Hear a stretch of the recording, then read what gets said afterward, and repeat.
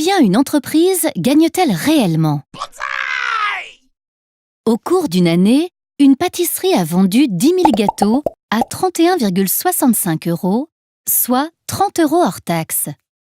Elle a donc un chiffre d'affaires de 300 000 €. Pour savoir ce qu'elle a réellement gagné, il faut calculer successivement différents soldes intermédiaires de gestion.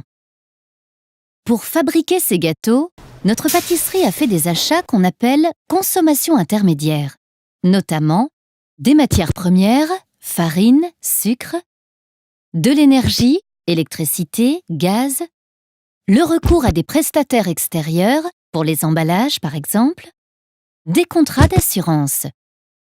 La somme de ces consommations intermédiaires représente 200 000 €.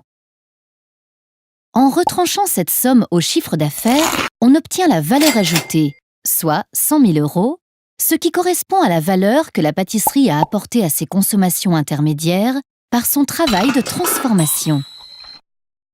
On retranche de la valeur ajoutée les salaires des pâtissiers et les cotisations sociales correspondantes, 60 000 €, ainsi que la taxe d'apprentissage, 10 000 €, qui permet de financer la formation professionnelle. On obtient ainsi l'excédent brut d'exploitation, EBE, 30 000 €. La pâtisserie a acheté 5 000 € un four dont la durée de vie est de 5 ans. Pour cuire les gâteaux, elle dépense donc chaque année 1 000 € de cet investissement. On parle d'amortissement. On retranche cette somme à l'EBE et on obtient un résultat brut d'exploitation, REX, de 30 000 € moins 1 000 €, soit 29 000 €. On ajoute au REX le résultat financier de la pâtisserie qui correspond à la différence entre les 4 000 € qu'elle a gagnés grâce à ses placements financiers et les 6 000 € d'intérêts qu'elle doit payer sur les emprunts qu'elle a contractés. On obtient un résultat courant de 29 000 € moins 2 000 €, soit 27 000 €. La pâtisserie a subi un dégât des eaux qui n'a pas été entièrement couvert par l'assurance et qui lui a coûté 1 000 €. On parle d'une charge exceptionnelle.